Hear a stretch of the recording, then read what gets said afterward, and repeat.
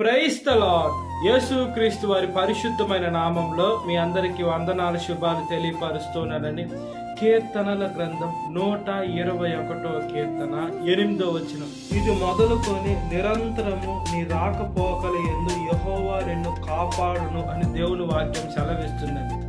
మనము ఎప్పుడైతే మనం ప్రార్థన చేసుకొని మనం బయటికి వెళ్తూ ఉంటామో ప్రయాణం అయ్యి యేసుక్రీస్తు వారు నిరంతరము ఆయన కాపాడే దూతల సహాయాన్ని పెట్టి మనల్ని కాపాడేటువంటి దేవుడై ఉన్నాడండి. మనము ఏ పని నిమిత్తం వెళ్తున్నా, ఒక పెళ్లి సంబంధం, పెళ్లి పెద్దలు వెళ్తూ ఉంటారు, లేదా బ్యాంక్ పని మీద వెళ్తూ ఉన్నా, లేదా ఒక స్థలం అమ్మాలని కొనాలని, లేదా జాబ్ ట్రయల్స్కి వెళ్తూ ఉన్నా, ఏ పని నిమిత్తం వెళ్తున్నా మనం ప్రార్థన చేసుకొని మనం ప్రారంభించి వెళ్ళేటువంటి బిడ్డలుగా ఉండాలండి. మనం ఎప్పుడైతే వెళ్తూ ఉంటామో దేవుడు మనల్ని ఆశీర్వదించేటువంటి దేవుడై ఉన్నాడు. దేవుడు నమ్మదగిన దేవుడై ఉన్నాడు. ఆయన ప్రతి ఒక్క అవసరము తీర్చేటువంటి దేవుడై ఉన్నాడండి. మనము ప్రతి ఒక్కటి దేవుడికి చెప్పి అది కొనసాగించాలి. మనము కొన్నిసార్లు దేవుడికి చెప్పకుండా మన ఇష్ట ప్రకారం చేస్తూ ఉంటాం. అవి కొన్నిసార్లు అయినా కూడా అవి మనకు ప్రమాదంగా మారచ్చండి. దేవుడు కొన్నిసార్లు ఏదన్నా పనులు మనం ప్రార్థన చేస్తే కొన్నిసార్లు జరగటం లేదంటే ఆలస్యమైన అద్భుతం చేయడానికి అవకాశాలు ఉంటాయి. కాబట్టి మనం మన జీవితం యేసుక్రీస్తు వారికి సమర్పించుకునే బిడ్డలుగా ఉండాలండి. ఆయన మంచి దేవుడై ఉన్నాడు, శక్తిమంతుడై ఉన్నాడు. యోబు గారి జీవితంలో చూసుకున్నప్పుడు ఆయన సమస్తము కోల్పోయిన ఆయన్ని రెండంతలుగా ఆస్వాదించాడండి. మనము కూడా దేవుని బిడ్డలమైన భక్తులమై ఉన్నాం.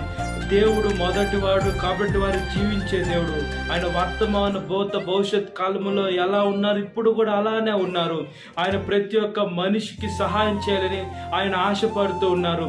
అయితే మన దేవునితో మన ప్రార్థన జీవితం ఎలా ఉంది? మనం పాడైపోయినట్టుగా ఉందా? మనం ప్రార్థన జీవితాన్ని కట్టుకునేటువంటి బిడ్డలుగా ఉండాలండి. బండ మీద ఇల్లును కట్టుకుంటే, క్రీస్తు అనే బండ మీద ఇల్లును కట్టుకుంటే స్థిరంగా ఉంటుంది.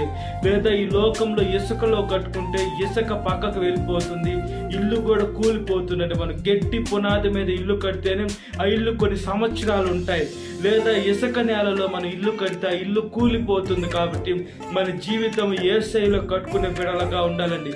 అప్పుడు మనం ఈ లోకంలో చనిపోయినా, మన భౌతికమైన మరణం వచ్చినా కూడా రెండవ మరణంలో ప్రవేశించకుండా మనం యేసయ్యలో మనం ఉంటాం, పరలోక రాజ్యంలో ఉంటాం. అక్షయ కిరీటం, జీవ కిరీటం పొందుకొని మన తండ్రితో మనం గడపచ్చు. కాబట్టి ఈ లోకం మనం ఎక్కడికి వెళ్ళి ఎక్కడికి వస్తున్నా కూడా ఆయన కంచెని మనం పొందుకున్నట్లుగా ప్రార్థన. మహాపరిశుద్ధాత్మదేవ, మా ప్రియ పరలోక తండ్రి, మేము ఎక్కడికి వెళ్తున్నా మాకు సహాయం చేసే దేవా స్తోత్రమయ్యా. మేము ప్రాణాలతో బయటికి వెళ్ళి మళ్ళీ ప్రాణాలతో ఇంటికి రావాలనంటే మీ కృప మాకుందయ్యా, మీ దయ మాకుందయ్యా, మీ కరుణ మాకుందయ్యా, మీ కటాక్షం మాకుందయ్యా. మీకు స్తోత్రం చెల్లిస్తున్నామయ్యా. ఈ లోకంలో మేము మనుషుల్ని ఆశ్రయించక, ఈ లోకంలో అధికారులను ఆశ్రయించక, ఈ లోకంలో గొప్ప గొప్ప డబ్బు ఉండేటువంటి వారిని ఆశ్రయించక యేసయ్య మిమ్మల్ని ఆశ్రయిస్తున్నామయ్యా.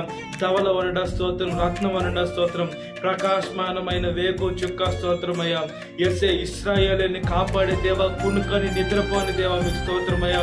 ఇశ్రాయేలునే కాదు, ఈ లోకంలో ప్రతి ఒక్క మానవాళిని కాపాడేది మీరు మాత్రమే కాపాడుతున్నారు. మీ కాపాడే దూతల ఒక సహాయము ప్రతి ఒక్క మానవాళికి ఉందయ్యా. మేము ఇప్పుడు బ్రతికున్నామంటే, మేము ఇంకా సజీవ లెక్కలో ఉన్నామంటే, మేము తినేదానికి తిండి, ఉండేదానికి ఇల్లు, కట్టుకునేదానికి బట్టలు ఉన్నాయని అంటే మీ ఉచితమైన కృప మాత్రమేనయ్యా.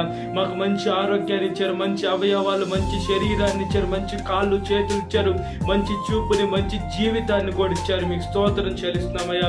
ఈ లోకంలో అనేక మంది మనుషులకి అన్ని ఇచ్చినా కూడా వేసి ఈ లోకంలో ఏమి లేని రాళ్ళని, చెట్లని, పొట్లని నమ్ముతున్నారయ్యా.